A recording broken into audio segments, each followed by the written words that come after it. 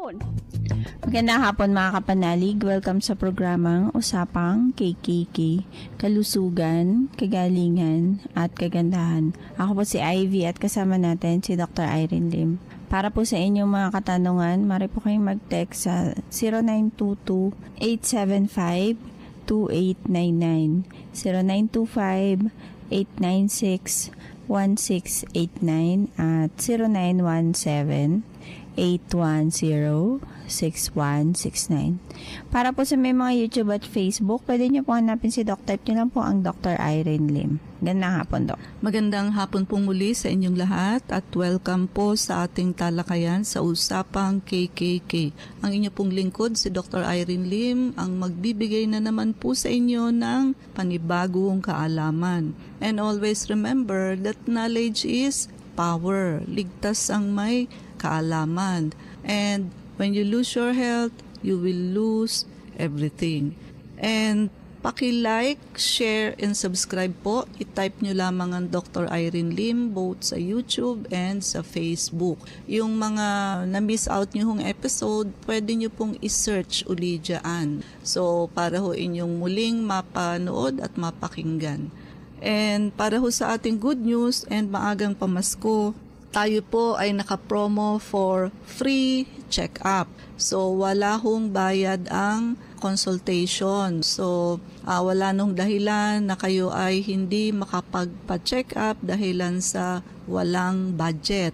And another good news para sa inyo po, if you have any referral, may free colon cleanse po kayo sa kada referral po na dadalhin ninyo sa clinic. It is because we want to maximize na mas marami hong pasyente ang ma-check up ho natin before 2024 para ho mas marami at mas maraming blessing tayo if mas marami ho tayong mabibigyan ng good health. Salubungin ho natin ang 2024 with good health. And may promo package po tayo sa detox, blood cleansing, and with or without vector scan. Malaking-malaki ho ang madi-discount ninyo compare sa ordinary or original price niya. But if I were you, choose the one with vector scan.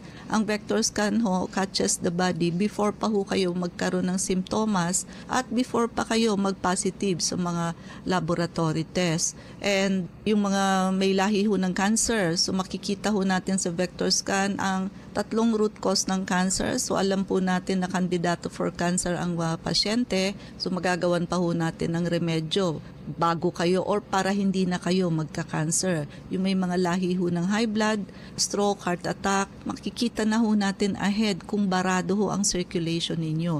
So magagawan na ho natin ng paraan. May protocol po tayo dyan to prevent stroke and heart attack. And kasama ho ang ating IV laser sa promo, naka-almost 50% discount po siya. So, isa ho ito sa blood cleansing na ginagamit natin. One of the latest from Russia, tricolor po ang ating laser. Red light for chi and circulation, blue light to kill all kinds of microorganisms including virus and eggs of parasite, and also for cancer, cyst, and nodule. And also green light to boost immunity and improve oxygenation. So kaya lang ho, until supply last. Pag ubos na ho ang needle, close na ho ang promo natin. Pwede nyo itong i-prepaid na, so bayaran nyo na ho ahead para ho kahit wala pa kayong time to use it, pwede nyo hong gamitin later. Hindi na ho kayo mapagsasarahan ng promo. And also, transferable ho ito. So, pwede nyong ipangregalo sa inyong mga mahal sa buhay. And actually ho, ang isang tao, if you have the budget, pwede ho kayong mag-avail ng hanggang 3 to 4 detox package. Bakit po? Ideally, every 3 months ho kasi ang tao na dapat nagdi-detox and blood cleansing. And twice a year po magpa-vector scan for health prevention. So, ganoon po. Kumbaga, yung ano po ninyo, nakaayos na ho for the whole year. Yung mga bonus nyo po at 13 months pay, wag pong ubusin. Magtira ho kayo ng budget para sa ating promo package. Anyway po, libre na po ang konsulta. May free urine and sugar testing din po kayo. Aside from the free colon cleansing pag may dala ho kayong referral sa clinic. So ang atin pong tatalakayin sa hapong ito ay harm of meat diet. So ibig sabihin ho may harm ang palagi hong karne ang kinakain. At ibig sabihin ho meron hong health risk ang palagi na lamang po tayong nakakarne. Ang meat heavy diet, lalo na ho kung heavy, ibig sabihin kung kumain ho kayo napakarami. Ha? So actually ho, ang ideal is what? Mga 2 slice lang ho, matchbox size, dapat maghapon. So ganun lamang po ang tama. Kasi ho, pagka heavy meat diet tayo, aside from yung kidney ho natin, na-overwork ho yun. Kasi high protein diet po ang meat. Tapos so, pagkarami-rami yung kumain, kailangan ho overtime ang ating kidney para ho yan i-process. Kaya ho yan potentially nakaka-contribute ho yan sa mga health issues tulad ng heart disease, high cholesterol, and certain types of cancer. Also associated din po yan for increased risk of obesity, pagtaba, and diabetes. So yung mga pasyente hong nagbawas ng meat diet or hindi na ho kumakain ng meat, so magluluso yan ng weight. And sometimes may mga pasyenteng nagtatanong kung bakit ho sila namayat. So, wag ho kayong magtakang namayat kayo kung nag-abstain na ho kayo sa meat, no? So, alam nyo naman na nag-abstain kayo sa meat, tapos itatanong nyo kung ba't kayo namayat, then hindi nyo sinasabi sa doktor na nag-abstain kayo from meat. Importanteng factor ho yun. Kung hindi pa kayo tatanungin ng doktor kung nagbawas kayo ng mga kinakain, hindi ho malalaman ng doktor. Abstaining from meat diet is a significant factor for losing weight. So, wag ho yung nag-iisip kayo ng kung ano-ano, ipapasa nyo pa ho sa doktor. Yung burden na nagwe-weight loss kayo, yung pala naman ho, hindi na kayo kumakain ng karne ngayon, na noon ho, heavy meat diet ho kayo. Meron ho kasing, sa pagkakaroon ho ng connection sa cancer, may mga certain chemicals ho na na-form during cooking meat at high temperature, such as heterocyclic amines and polycyclic aromatic hydrocarbons. So yan pong dalawan yan have been linked to an increased risk of cancer. So lalo na ho kung ang karne ay niluto sa high temperature, tulad ho ng grilling, frying, or broiling. Na-form ho itong mga chemicals na to. Itoong hydrocarbons, aromatic hydrocarbons, na-form ho ito when amino acid, which is the building block of protein, and creatine, that is a substance that is found in muscles, ay nag-react ho at high temperature. Ito hong polycyclic aromatic hydrocarbons, na-form ho ito when fat and juices from meat nag-drip ho siya onto hot surfaces, nag-causing flame and smoke. So nag-a-adhere ho kasi ito sa surface ng meat.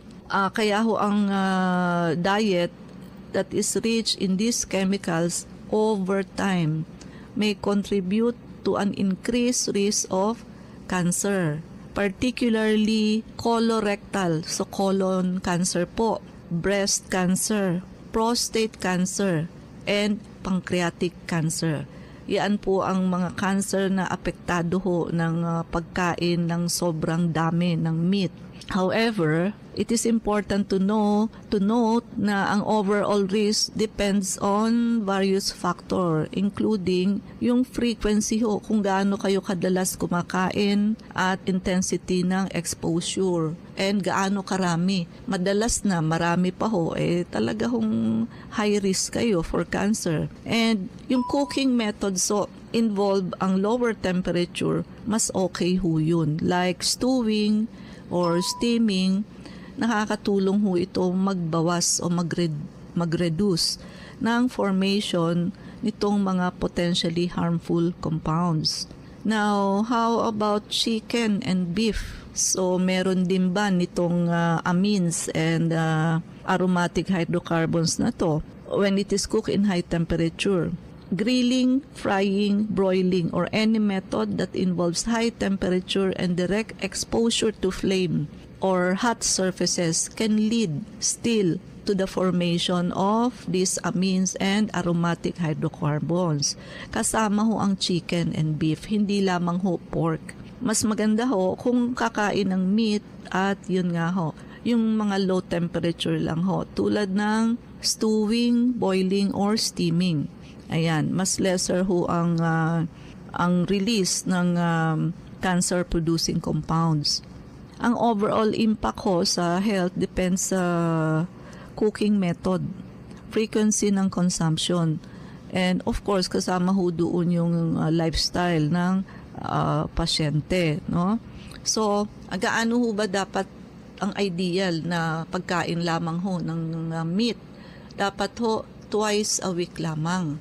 Dapat ho, sabihin na natin every weekends wherein present ho lahat ng members ng family. Twice a week lamang ho mag-meat, and 5 days a week ho isda, gulay, prutas. So ganun po ang tamang ratio. Then twice a week tsaka ho mag-meat and seafoods, excluding fish. Ang fish ho kasama sa 5 days a week. So yung seafoods ho twice a week lamang, such as hipon, puset, crab, shellfish. At huwag niyo hong kainin yung ulo ng fish, yung galamay ng squid, at yung mga aligiho ng crabs, no? Kasi ho, sea scavenger po yung mga yan. Andiyan ho yung mga waste product ng sea, no? And ayun po. So dapat ho 2 beses lamang sa isang linggo. At yung meat ho, kasing laki lamang ho ng isang baraha, maghapon na po yun. Or 2 matchbox size, ganun lamang po ang pagkain, no? So, bukod ho sa nakaka-constipate po ang meat and seafoods, meat takes 3 to 4 days bago ho yan natin mailabas sa stool, and ang seafood so longer, 2 to 5 days, no? So, matagal po. Kailangan ho minimize, and kailangan ho yun nga lutuin ninyo sa mga klase ng luto na low temperature. Sa cardiovascular issue, syempre ho, high intake ng saturated fats. So saturated fats ho kasi ang nakukuha natin sa red meat. It can contribute to elevated cholesterol level. And of course, pag mataas ang cholesterol level, increase din ho ang risk ng sakit sa puso. Sa cancer risk naman ho, of course, ang diet ho that is rich in red and processed, lalo na ho yung processed meat, yung mga ham, salami, ayan ho, no, tocino, tapa, no, may mga salitre ho, has been linked to an increased risk of certain cancer, particularly colorectal or colon cancer. Sa type 2 diabetes din po, of course, regular consumption ng red and processed meat has been associated with elevated risk of developing type 2 diabetes. Also, sa weight gain and obesity, yung mga diets po na rich in red meat and processed meat, siyempre ho, nakakataba dahilan ho sa kanilang calorie and fat content. Digestive issues, yung iba ho, hindi masyadong natutunawan, kakaroon ng digestive discomfort, kasama na ho doon ng constipation.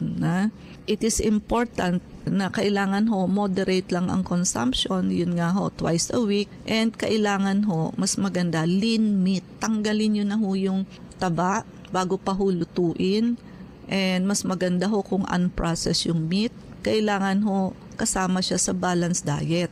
So may gulay kayo, mas maraming gulay, kaunting karne, kaunti rin hong kanin. So yung healthy plate ho ninyo, kumbaga mas marami ho yung fruits, vegetable, compare ho sa inyong meat and rice. Ganoon ho, hindi ho yung majority ng healthy plate ninyo, hindi na ho healthy plate yun. Majority yung pork chop nyo na ho ang nag-occupy sa kalahati nung plate ninyo, tapos kalahati din ho rice. Maling-mali ho yun. Nawala na yung gulay, nawala na ho yung prutas, so wala kayong fiber pagka ganon. How about yung kaso ho ng tapeworm on meat? Meron hong pork tapeworm, so Taenia solium, and sa beef Taenia saginata. So tapeworm ho yan. Di ho ba ang tapeworm mahaba? Kaya ho tapeworm siya kasi pasintabi ho sa nagmimerienda. May mga segment ho siya, kaya nga ho tinawag na tapeworm kasi parang tape measure. So ganyan ho exactly ang itsura ng tapeworm. Flat siya and may segment. Hanggat hindi ho ninyo nakukuha ang scolex or yan hong tinatawag na ulo o head ng tapeworm, patuloy pa rin ho siyang maghahaba. Kasi each segment of a tapeworm is complete. So kahit may nakukuha na kayo sa stool ninyo na segment ng tapeworm, hindi ho siya mamamatay. Hahaba rin ho yan uli.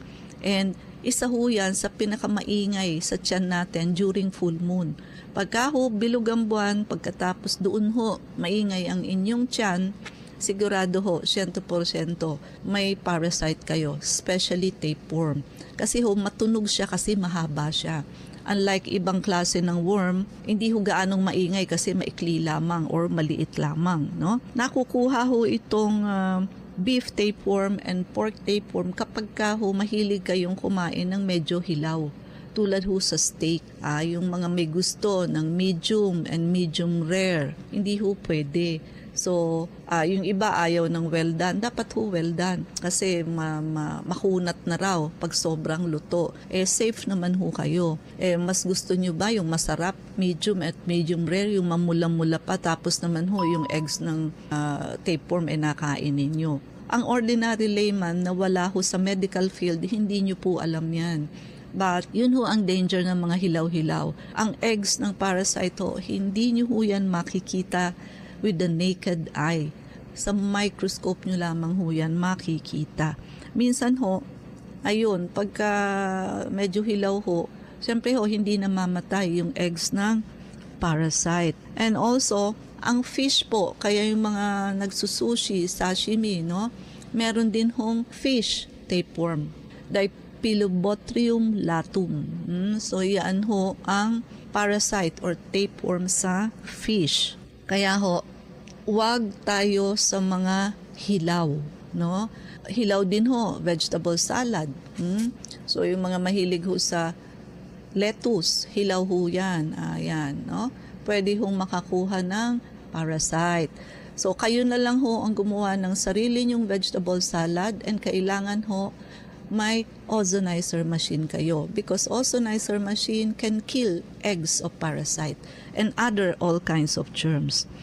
And of course, yung proper food handling ho and hygiene, kailangan ho washing the hands thoroughly after handling raw meat and avoiding cross-contamination between raw and cooked foods. Huwag hong pagsasamain yung luto at hilaw. And yung chopping board ho, isang chopping board sa isang ini-slice ninyo, hugasan ho muna before using it to another kind of dish. Kasi ho, napapass it on nyo yung mga eggs ng parasite. And yung food handler, kailangan ho hugas kayo ng hugas ng kamay. Pag iba na ho yung food na iha-handle ninyo to prevent cross-contamination. Kailangan ho meron tayong safe food preparation to minimize the risk of tapeworm infection and other foodborne diseases. Ito pa ho, choose healthier cooking methods, lower temperature such as baking, steaming, boiling. And mas maganda ho, marinate ho ninyo before cooking. Kasi ho, nare-reduce ho yung formation ng amines, itong mga cancerous substance. Pagka ho yan nabababad na sa mga pang-marinate nyo tulad ng vinegar, lemon juice, and other herbs. Beneficial ho yan. So, mas maganda hong binamarinate bago ho lutuin.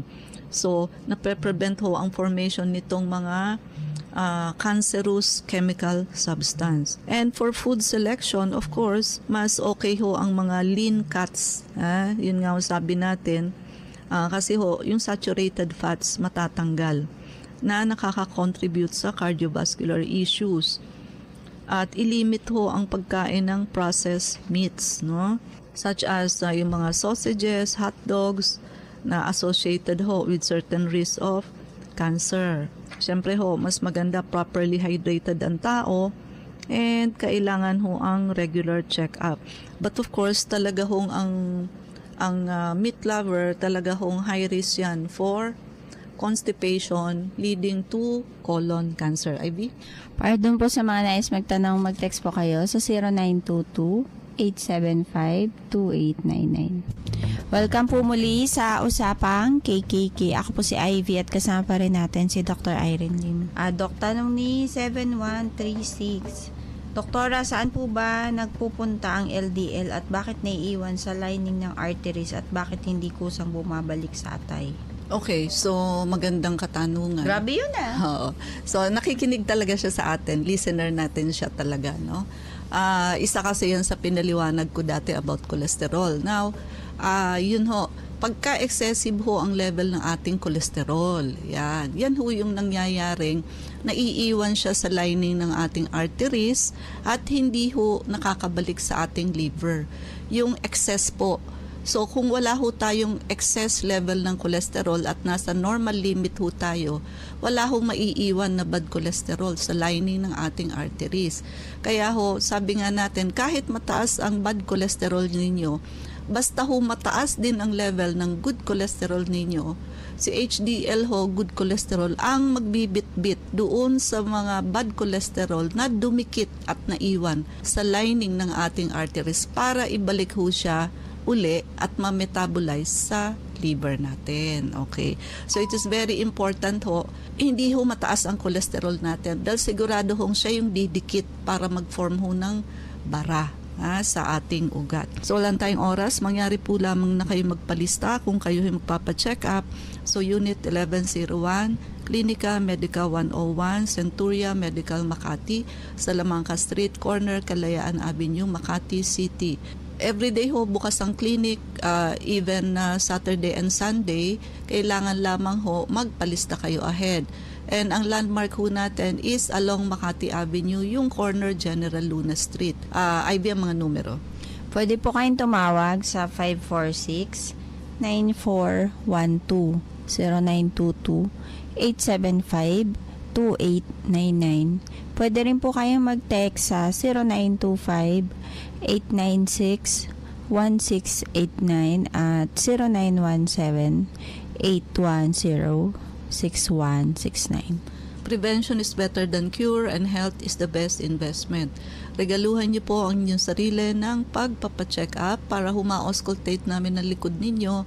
Maagapan ho kung kayo ay may asymptomatic or walking pneumonia. After pandemic ho, napakarami ho naming na kukuhang pasyente na wala hong simptomas. But when you do auscultation, may walking pneumonia po.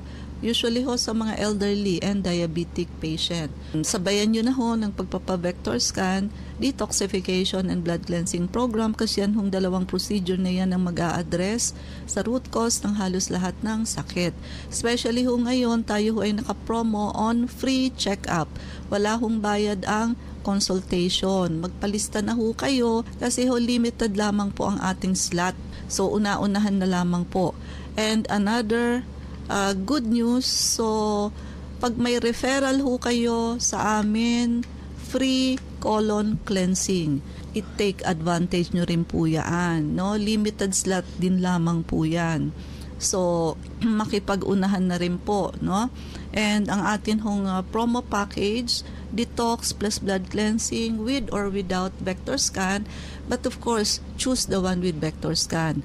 Vector scan ho, catches the body bago pa ho kayo magkaroon ng simptomas at bago pa ho mag-positive ang inyong mga laboratory test. Ang atin hong IV laser, naka-almost 50% discount po yan. Yan po ay isa lamang sa blood cleansing na ginagamit natin at tricolor po siya. Laser pa lamang ho, napakalaki na ho ng ating health benefit na makukuha. Meron pa ho tayong ibang blood cleansing na ginagamit tulad ng ozone, high dose vitamin C, and ultraviolet light. Pwede na ho kayo mag-prepaid right now. Bayaran nyo na ho para hindi na kayo mapagsarahan ng promo. Kahit wala pa kayong oras, pwede nyo hong gamitin yan later. And this is transferable. So pwede nyo hong ipang regalo.